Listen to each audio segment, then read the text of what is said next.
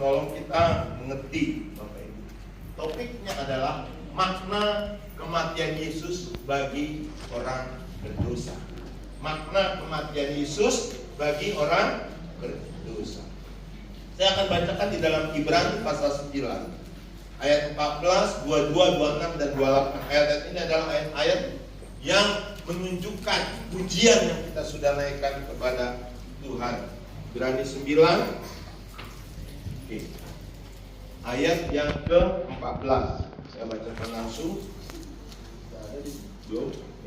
Betapa lebihnya darah Kristus yang oleh Roh yang kekal telah mempersembahkan dirinya sendiri kepada Allah sebagai persembahan yang tak bercacat, akan menyucikan hati nurani kita dari perbuatan-perbuatan yang sia-sia, supaya kita dapat beribadah kepada Allah yang hidup. Ayat yang ke-22, dan hampir segala sesuatu disucikan menurut hukum Taurat dengan darah, dan tanpa penumpahan darah tidak ada pengampunan. Agama lain juga, agama saudara kita juga mengakui hukum Taurat. Ya. Maka seharusnya dia mengakui bahwa tanpa darah tidak ada pengampunan. Ayat yang ke-26, sebab jika demikian ia harus berulang-ulang menderita sejak dunia ini dijadikan. Tetapi sekarang ia hanya satu kali saja menyatakan dirinya pada zaman akhir untuk menghapuskan dosa oleh korban. Perhatikan ayat 28. Demikian pula Kristus hanya satu kali saja mengorbankan dirinya untuk menanggung dosa banyak orang. Siapa Bapak Ibu yang mengorbankan dirinya? Kristus. Bukan Nabi Adam, bukan Ibrahim, bukan Elia, bukan Elisa, bukan Muhammad, bukan Buddha. Kristus. Sesudah itu ia akan menyatakan dirinya sekali lagi tanpa menanggung dosa untuk menganugerahkan keselamatan kepada mereka yang menantikan dia. Jadi hanya orang yang percaya kepada Kristuslah yang diselamatkan. Di dalam ayat yang 28. Di luar itu tidak. Jadi firman Tuhan itu tegas. Jadi topik pembahasan kita pada sore hari ini adalah kematian Yesus di kayu salib menghapuskan dosa bagi mereka yang percaya. Yang kedua, kematian Yesus di kayu salib memberikan teladan, ketaatan dan kesetiaan bagi orang percaya. Dan yang terakhir, penyaliban Yesus di kayu salib menunjukkan pengampunan kepada orang yang menganiaya. Sebagai pendahuluan, sebetulnya saya menampilkan satu ada film yang namanya The Messiah. Ya. Film ini adalah film tentang Yesus, tapi diproduksi dari Republik Islam Iran. Ya. Film ini adalah karya dari Nader Taleb Sadeh. Ya, jadi hati-hati, tidak semua film tentang Yesus, tentang Mesias itu benar. Ini ditayangkan perdana tahun 2007. Film ini mengisahkan kehidupan Yesus dari sudut pandang Islam, Bapak Ibu, ya. Berdasarkan Al-Quran dan kitab Injil Barnabas. Jadi film ini berdasarkan Al-Quran, kitab Injil Barnabas. Akhir dari film ini Nader Taleb Sadeh ini mengisahkan dua versi. Satu berdasarkan versi Alkitab, ya, di mana yang mati di atas kayu salib adalah Yesus Kristus.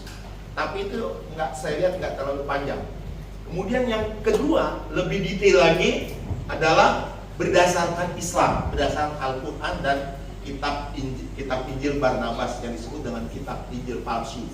Ya, yang kedua berdasarkan itu. Jadi yang pertama seperti kayak di Alkitab, hampir seperti kayak di Alkitab. Yang kedua seperti yang mereka maksud dalam Al-Quran. Ya. Apa itu akhirnya? Yaitu yang kedua adalah di mana Yudas Iskariot, ya, di mana Yudas Iskariot dirubah mukanya. Sebelumnya Yesus dirubah mukanya, bukan dirubah. Yesus diangkat oleh Jibril. Lalu Yudas Iskariot dirubah mukanya seperti Yesus.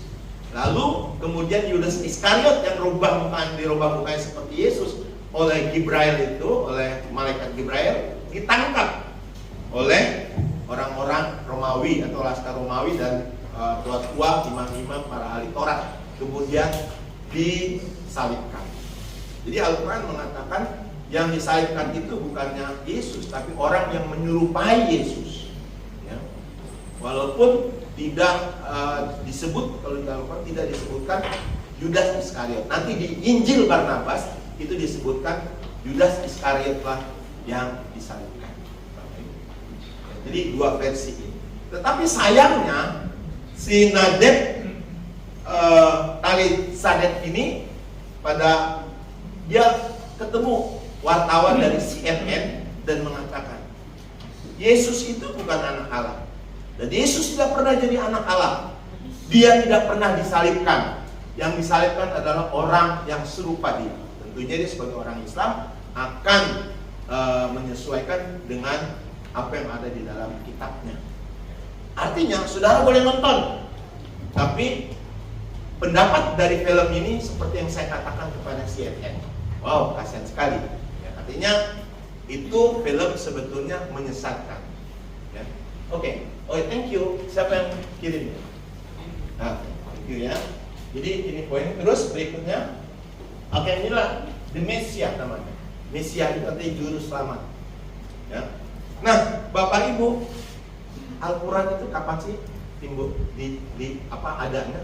Itu lebih dari 500 tahun setelah kematian Yesus. Ya. Dan hanya satu saksi, yaitu nabinya. Ya. Sementara Alkitab kapan? Alkitab itu 500 tahun sebelumnya. Dan saksinya siapa? Saksinya banyak. Siapa saksinya? Murid-murid Yesus yang kemudian ditulis oleh tokoh-tokoh Alkitab dan kemudian dikanonisasikan dalam sebuah bentuk Alkitab, ya, yang diurapi oleh Roh Kudus. Jadi bukan satu saksinya, banyak saksinya. Ya. Kemudian Injil Barnabas kapan? Injil Barnabas itu timbul nanti setelah 1600 tahun kemudian, atau 1600 tahun timbul 16 Masehi maksud saya. 1600 tahun setelah kelahiran dan kematian Yesus Kristus. Ini lebih ngaco lagi. Ya. Mau menceritakan keberadaan tentang kematian Tuhan Yesus Kristus. Ya, Bapak Ibu. Maka itu berbagai reaksi muncul dari masyarakat Kristiani karena dalam film ini Yesus tidak mati di kayu salib, melainkan telah digantikan oleh Yudas Iskariot. Dalam versi mereka, walaupun ada versi yang lain juga, ya, Bapak Ibu. Nah, jadi kita harus hati-hati. Ini adalah jebakan iblis. Iblis pada waktu pertama berusaha untuk mengatakan bahwa Yesus tidak mati. Ya, padahal Tuhan Allah sudah mengatakan itu dari sejak semula, dari sejak penciptaan. Ya. Maka Tuhan Allah berkata kepada perempuan ini, keturunanmu akan menginjak kepala keturunan ular, ya, dan ular akan mematuk tumitmu. Itu sudah dinubuatkan tentang Yesus Kristus. Tapi iblis memutarbalikkan fakta sampai dengan saat ini. Pada waktu Yesus akan disalibkan, iblis berusaha lagi untuk mematahkan atau untuk menggagalkan proses keselamatan yang Tuhan sudah rancangkan dalam kehidupan manusia yang berdosa. Ya. Jadi Bapak Ibu, yang pertama adalah kematian Yesus di kayu salib menghapuskan dosa bagi orang percaya. Tadi kita sudah baca ayatnya ya. Nah, di dalam keterangannya adalah di dalam kitab Matius pasal 16 ayat 13, 15 sampai dengan 17 ya. Peristiwa ini terjadi di Kaisaria Filipi ya. Di mana saudara pasti ingat cerita ini, Yesus menanyakan kepada murid-muridnya, menurut kamu ya, pertanyaan yang sederhana namun dalam, siapakah aku ini? Kemudian murid-murid bilang, ada yang bilang Yesus adalah engkau Elia, Yeremia, nabi-nabi lain. Lalu Tuhan Yesus menanyakan lebih spesifik lagi, lebih pribadi lagi kepada Petrus. Kalau menurut kamu Simon, nah, Simon Petrus, ya, siapakah aku ini? Lalu Simon menjawab, engkaulah Mesias, anak Allah. Engkaulah Mesias, anak Allah. Lalu Yesus berkata kepada Simon Petrus, yang mengatakan itu bukan kau, tapi Bapa di surga. Jadi Yesus itu Mesias. Mesias. Menurut pandangan Simon Petrus, Mesias itu adalah juru selamat yang akan menyelamatkan bangsa Israel dari penjajahan Romawi. Itu menurut pandangan dia sebetulnya. Seperti pandangan orang-orang Israel yang lain-lain. Dia sama sekali tidak menduga bahwa juru selamat itu seharusnya mati. Dia nggak menduga. Sehingga pada waktu Yesus mengatakan dia harus menderita dan mati, maka Simon Petrus berusaha untuk mencegah. Ya. Nah, setelah peristiwa pembicaraan tersebut, saudara baca di dalam Matius 16 ayat 21, sejak waktu itu Yesus mulai mengatakan kepada murid-muridnya bahwa ia harus ke Yerusalem. Kata harus dalam bahasa Yunani-nya itu dei. Ya. Dia harus ke Yerusalem dan menanggung banyak penderitaan, lalu dibunuh dan dibangkitkan pada hari ketiga. Jadi sebetulnya Yesus sudah tahu tuh bahwa dia akan mati, dia udah tahu. Yesus udah tahu bahwa dia akan menderita. Kalau saudara udah tahu bahwa saudara nanti akan, kalau saudara makan banyak lemak, saudara akan hipertensi dan bisa stroke dan bisa jantung. Saudara makan nggak? Makan nggak? Nah, saya tahu nih pada makan semua nih. Karena lemak babi enak. Kalau kita tahu bahwa itu ada sesuatu yang bisa mencelakakan kita, pasti kita menghindar. Apalagi kematian. Ya. Dan demikian juga dengan semua orang. Tapi Yesus enggak loh.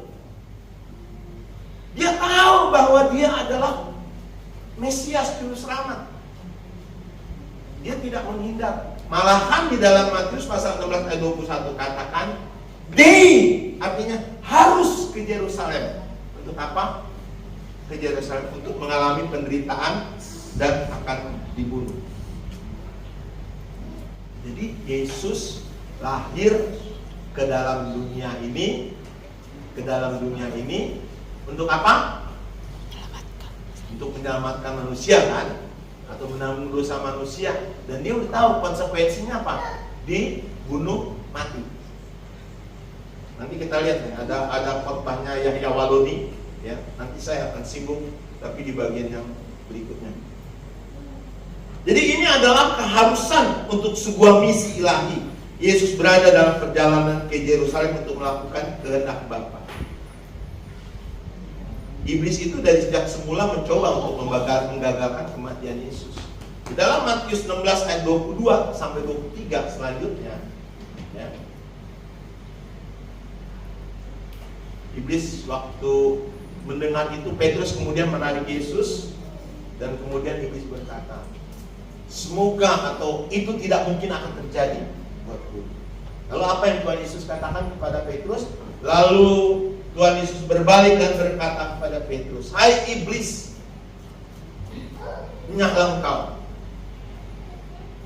karena engkau memikirkan pikiran manusia, tetapi bukan memikirkan pikiran Allah. Jadi iblis berusaha untuk menggagalkan, Bapak Ibu, menggagalkan kematian Yesus di atas kayu salib. Jadi kalau ada orang mengatakan bahwa Yesus itu mati, Tuhan kamu mati, saudara bilang apa? Enak aja kamu, Tuhan saya mati. Ya, saudara harus berkata, betul Yesus mati untuk menanggung dosa saya dan dosa kamu. Seharusnya begitu. nanti kita lihat lebih lanjut.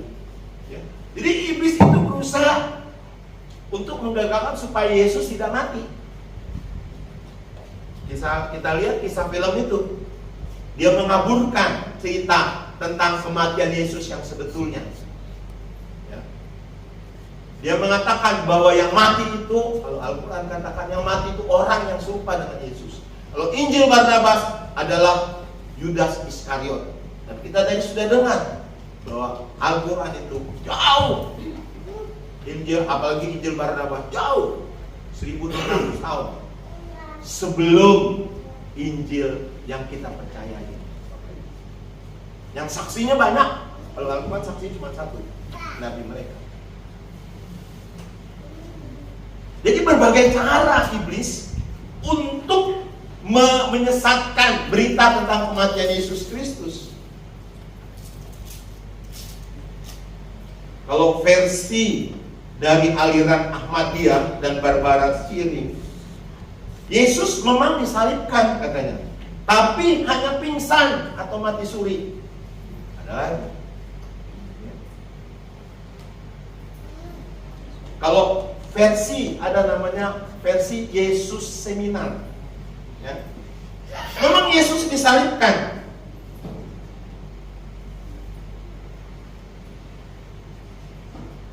tapi dia tidak bangkit. Yesus disalibkan, mati, tapi nggak bangkit. Itu versi Yesus Seminar. Ada versi John Dominic Crosian. Yesus mati, tapi jasadnya dimangsa anjing. Jadi banyak versi ini, lucu kan? Kemudian versi Notowicz, Hasmian dan Ahmadiyah mengatakan bahwa Yesus pergi ke India. Di sana dia kawin, berkeluarga, dan kemudian mati, dikuburkan di Srinagar, Kashmir. Lalu versi Jepang apa? Versi Jepang mengatakan tidak ke India. Dia datang ke Jepang, Yesus kemudian mati dan dikuburkan di Herai, di Jepang Utara.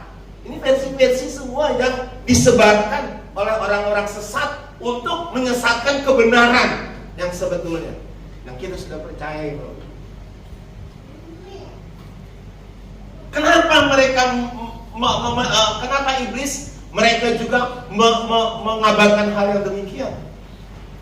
Karena dia tahu kalau Yesus mati menanggung dosa saudara dan dosa saya, sehingga dosa saya dan saudara dapat diselamatkan.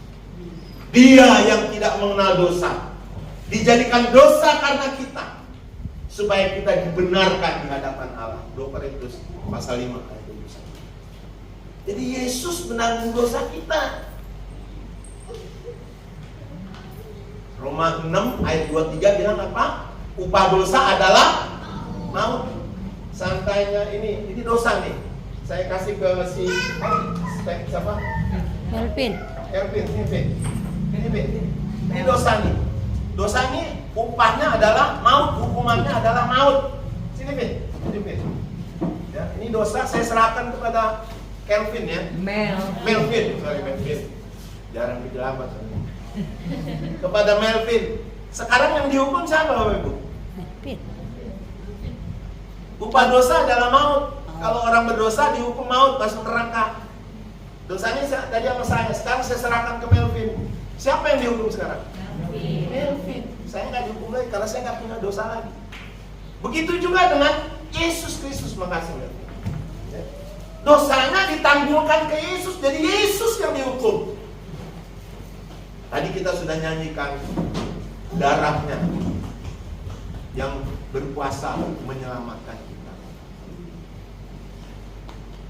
Ya. Kitab Taurat mengatakan tanpa penumpahan darah tidak ada pengampunan. Hanya Yesus yang menumpahkan darah, bukan nabi-nabi yang lain.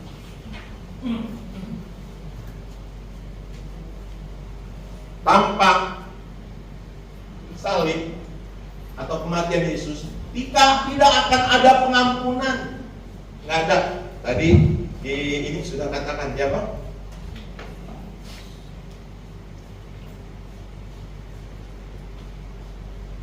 Tidak ada pengampunan.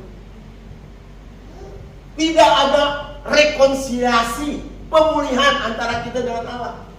Dan tidak ada kemenangan akhir atas kematian dan neraka tanpa kematian Yesus Kristus. Karena itu di dalam Roma 4 ayat 25 katakan, Yesus diserahkan karena pelanggaran saudara dan saya. Tapi kemudian Yesus bangkit karena untuk memenangkan kita, untuk menyelamatkan kita. Wah, luar biasa sekali. Jadi Yesus perlu mati. Perlu Yesus mati. Karena itu memang Allah menjadi, atau firman Allah menjadi manusia. Itu bagian yang pertama, ya, bahwa kematian Yesus di kayu salib menghapuskan dosa bagi mereka yang percaya. Yang kedua, kematian Yesus di kayu salib memberikan keteladanan, ketaatan, kesetiaan bagi orang yang percaya. Ini kalau kita baca di dalam Filipi pasal 2 ayat 8. Filipi pasal 2 ayat 8 bilang begini. Dan dalam keadaannya sebagai manusia, Ia telah merendahkan dirinya dan taat sampai mati, bahkan sampai mati di kayu salib. Yahya Waluni baru-baru ini berkuasa. Dia adalah tadinya sebelumnya pendeta. Dia sebetulnya mau masuk pendeta, tapi nggak diterima. Terus kemudian dia baru-baru ini saya sudah mengislamkan ribuan orang kafir, maksudnya orang Kristen. Ya saya tanya, karena konsepnya orang Kristen penebusan adalah melalui kematian Yesus Kristus. Jadi saya tanya, berarti Tuhan kamu mati dong? Berarti Yesus mati dong? Iya, Yesus mati untuk menebus dosa kita. Kalau gitu Tuhan kamu mati dong? Jadi Tuhan mati? Gak bisa jawab mereka. Kalau kita bilang, kasihan deh lu, karena sebetulnya dia gak ngerti. Kalau dibaca Filipi pasal 2 ayat 8, dia bilang begini. Dan dalam keadaan apa? Dalam keadaan apa? Sebagai manusia. Ada ayat yang mengatakan ia keluar dari Allah. Dalam keadaan apa dia keluar dari Allah? Dalam bentuk apa dia keluar dari Allah? Manusia. Dalam bentuk firman. Dia keluar dari Allah dalam bentuk firman. Ia keluar dari rahim Maria. Manusia. Dalam bentuk manusia. Nah, dalam keadaannya manusia yang merendahkan diri taat sampai mati. Karena itu yang mati siapa? Firman atau manusianya? Manusianya. Firmannya mati nggak? Firman tidak bisa mati. Yang Yahweh nggak tahu ini. Dia hanya tahu bahwa Yesus mati. Padahal Yesus dalam keadaan ilahi, dalam keadaan firman, dia tidak mati dan Tuhan kita tidak mati. Yang mati adalah manusianya. Kenapa Yesus harus mati? Kenapa Allah menjadikan firman itu manusia? Kenapa? Karena dia harus menanggung dosa manusia. Kenapa dia harus bagaimana? Apa akibatnya kalau dia menanggung dosa manusia? Dia harus mati. Kalau yang menanggung dosa manusia firman, bisa nggak mati? Enggak bisa. Makanya harus menjadi Yesus. Tapi bukan, jangan salah tafsir saudara-saudara. Bukan arti firman Tuhan pun blok jadi Yesus, bukan. Itu mah kisah Ramayana.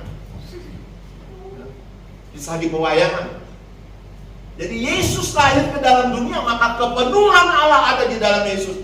Dan di dalam Yesus itulah ada 100% Allah dan 100% manusia. Yang mati siapa? Manusia yang mati. Yahya Waluni nggak tahu. Yang mati manusia. Karena itu, pada waktu dia berdoa di Taman Getsemani, dia ketakutan luar biasa. Dia katakan kepada Tuhan, kalau boleh ini lalu daripadaku, tapi jadilah kehendakmu. Sampai keluar peluhnya itu seperti darah. Kalau dalam ilmu medis, dalam keadaan stres yang luar biasa itu. Dia ketakutan. Siapa yang ketakutan? Firman atau manusia? Manusia. Kenapa Yesus katakan tidak surga pun nggak tahu, anak pun nggak tahu. Hanya Bapa yang di surga tahu akan hari kiamat. Siapa yang ngomong? Firman atau manusia? Manusia. Dalam keadaan manusia dia terbatas. Dalam keadaan manusia dia menderita. Dalam keadaan manusia dia dicobai. Tetapi dia tidak berdosa. Mengerti ya Bapak Ibu sekarang ya, bahwa Yesus mati. Karena Filipi 2 katakan pasal ayat yang ke-8, dalam keadaannya sebagai manusia, ia telah merendahkan dirinya dan taat sampai mati, bahkan sampai mati di kayu salib.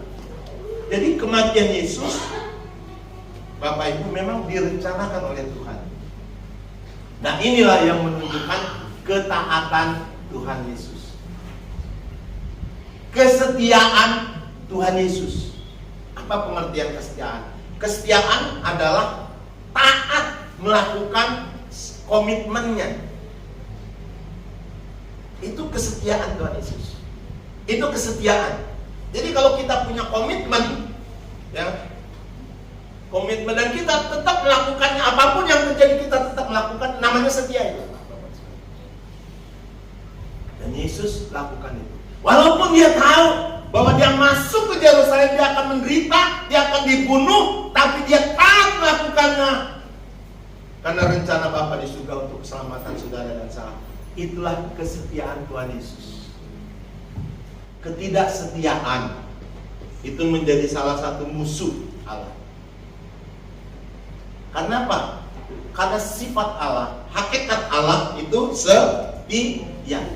Tadi di Filipi 2 ayat 8 katakan, dalam keadaannya sebagai manusia, ia telah merendahkan dirinya dan taat sampai mati. Jadi konsisten dia.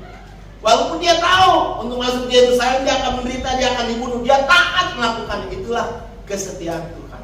Makanya dikatakan setia sampai mati. Karena kesetiaan itu sifatnya Tuhan, Bapak Ibu sekalian. Ya.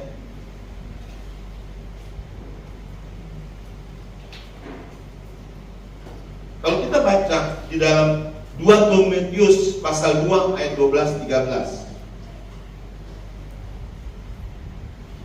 dikatakan begini, jika kita menyangkal Yesus, menyangkal dia pun akan menyangkal kita.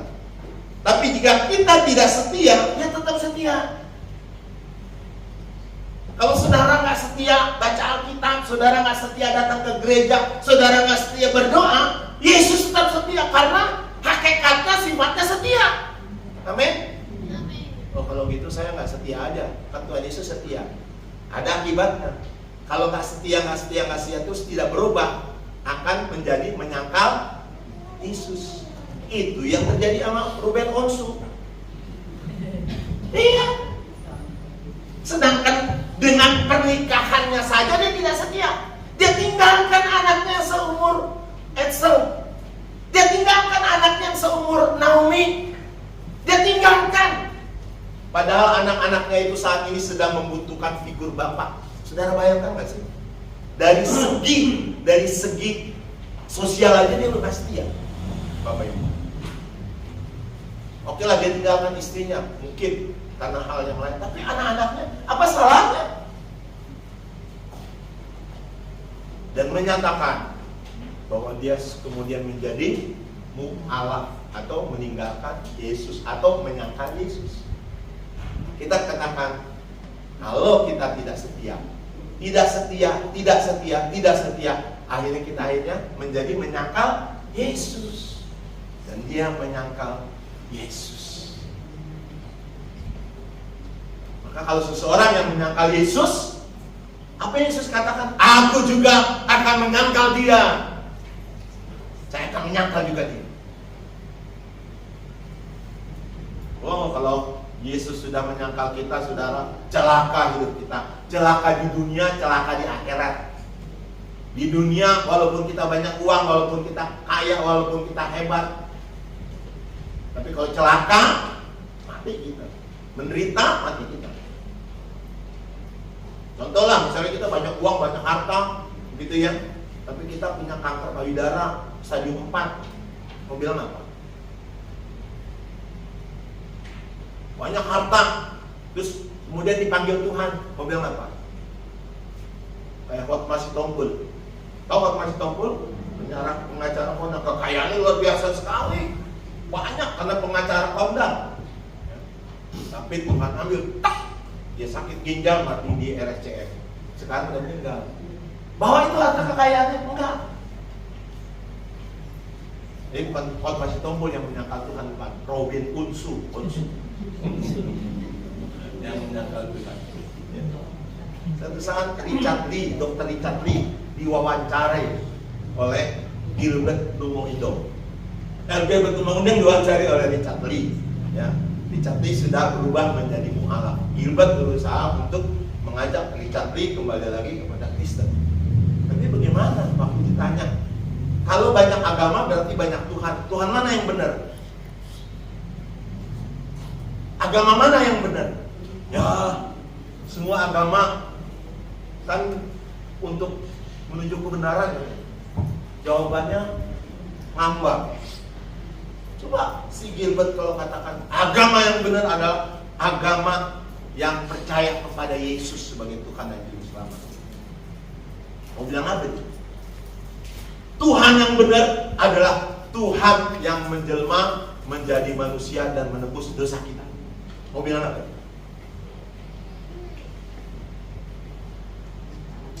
Hari-hari ini kita dipertontonkan bukan hanya ketidaksetiaan, tetapi penyangkalan kepada Tuhan. Dan Tuhan katakan, orang yang menyangkal aku juga akan menyangkal.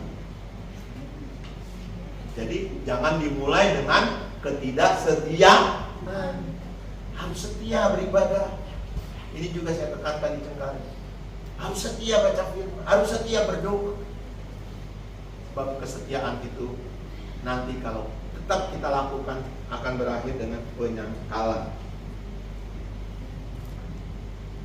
Yang terakhir, karena waktunya udah pas nih, setengah jam mestinya udah habis ya. Tapi satu lagi boleh kan? Yang terakhir, boleh atau stop aja? Boleh. Penyaliban Yesus memberikan teladan pengampunan.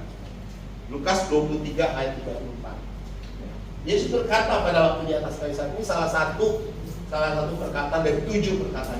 Ya Bapa, ampunilah mereka sebab mereka tidak tahu apa yang mereka perbuat. Wow, ini gampang, ini yang paling susah sebetulnya. Kalau setia lebih mudah, tapi ini yang paling susah Bapak Ibu. Yang bagian ketiga ini yang paling susah. Gampang dikhotbahkan, gampang disampaikan, tetapi susah dilakukan. Karena mungkin Yesus yang sudah dihina, Yesus yang pakaiannya dilucuti dan tinggal pakaian dalam aja, Yesus yang diludahi, dipukul, Yesus yang ditampar, Yesus direndahkan, Yesus yang disalib di atas kayu salib. Jadi pembenci itu sudah betul-betul maksimal. Seorang teolog mengatakan bahwa kota itu bukannya tidak punya hati nurani, tetapi hati nuraninya sudah rusak semuanya. Karena sebagian mereka tua-tua, para ahli Taurat, imam-imam, laskar Romawi, mereka berkata, salibkan dia, bebaskan Barabas, salibkan dia. Tapi dia tidak membunuh. Kata penguasa bilang, salibkan dia. Hati nuraninya sudah rusak. Tapi Yesus berkata, Bapa, ampunilah mereka sebab mereka tidak tahu apa yang mereka berbuat. Hanya orang yang betul-betul sudah diampuni dapat mengampuni orang lain. Ini siapa? Bapak Ibu? Ini siapa nih? Nelson Mandela. Di sampingnya nggak tahu kan? Sampingnya adalah sipir penjara. Jadi Nelson Mandela itu di penjara 27 tahun karena dia memimpin demokrasi rakyat Afrika Selatan ya, untuk persamaan hak. Oleh pemerintah yang sah waktu itu ditangkap dan dimasukkan penjara 27 tahun, bukan waktu yang pendek. Dan di penjara itu dia disiksa sedemikian rupa. Suatu saat Dia diikat kakinya, kepalanya ke bawah, digantung begitu. Pada waktu dia minta minum, haus, saya haus. Sipir penjara datang dan kecingin dia, minum ini. Tapi setelah dia dikeluarkan dan dilantik menjadi presiden di 10 Mei 1994, pertama-tama yang dia lakukan apa? Memanggil sipir penjara. Itulah keinginan yang besar. Memanggil sipir penjara yang menyiksa dia. Sipir penjara udah takutan, waduh, saya bakal dihukum mati nih karena dia udah jadi presiden kan. Lalu sipir penjara itu setelah bertemu dengan dia belum. Dia katakan, aku mengampunimu. Oh, luar biasa sekali. Aku mengampuni. Saudara-saudaraku yang kekasih, di dalam slide berikut, di dalam Matius pasal 18 ayat 23 sampai 35, itu dikisahkan tentang seorang hamba Tuhan yang jahat. Dia punya utang kepada tuannya banyak, ya, dan akan istri dan anak-anaknya akan diambil. Lalu dia minta belas kasihan kepada tuannya, dan tuannya bilang, oke lah, saya ampuni kamu, bebas kamu. Wah, girang luar biasa. Begitu sampai keluar, dia bertemu dengan temannya yang berhutang kepada dia tidak seberapa banyak. Lalu dia minta untuk membayar. Karena dia tidak bisa membayar, dia cekek orang itu. Lalu si tuannya bilang, panggil orang itu. Dan dipanggilnya orang itu. Masukkan dia ke dalam api yang menyala-nyala. Saudara sudah diampuni oleh darah Yesus. Tadi kita sudah nyanyikan, oleh darahnya kita telah ditebus. Dosa saudara nggak dikit, dosa saya nggak dikit, banyak, tapi kita sudah ditebus oleh darah Yesus. Kita sudah diampuni, kita sudah direncanakan untuk masuk ke dalam kerajaan surga, untuk menikmati surga yang mulia. Dan lantas kalau kita tidak bisa mengampuni orang lain, mengampuni musuh kita, Alkitab katakan, tangkap dia, buang ke dalam api neraka. Kita harus belajar mengasihi. Mungkin suami kepada istri, istri kepada suami, atau anak-anak kepada orang tua, atau orang tua kepada anak-anak, atau mungkin teman satu kerjaan. Kita harus belajar mengampuni. Tidak gampang, tapi ingatlah bahwa saudara dan saya sudah diampuni pada waktu kita dalam keadaan berdosa. Roma 8 ayat yang ayatnya saya lupa, Roma 5 kalau tidak salah mengatakan, sementara kamu berdosa, kamu diselamatkan oleh kematian Yesus di atas kayu salib. Amin. Kita sudah diselamatkan.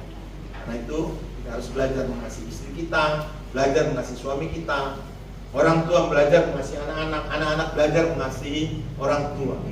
Mungkin mereka menyakiti hati kita, tapi kita harus merendahkan diri seperti Yesus. Merendahkan diri, taat sampai mati untuk melakukan firman. Kita, Bapa di surga, kami mengucap syukur buat firman-Mu sore hari ini, Tuhan. Biar Roh-Mu yang kudus akan terus berbicara kepada kami, Tuhan. Menyadari kami bahwa kami adalah orang-orang berdosa yang telah ditebus oleh kematian Yesus di atas kayu salib. Berikan kepada kami iman yang kuat untuk hal itu. Menyadari kepada kami, Tuhan, bahwa kami harus setia, kami harus taat seperti Yesus setia, taat sampai mati di atas kayu salib. Dan kami harus belajar mengampuni orang yang bersalah kepada kami. Dalam nama Tuhan Yesus Kristus, kami berdoa kepada Bapa Yesus. Haleluya. Amin.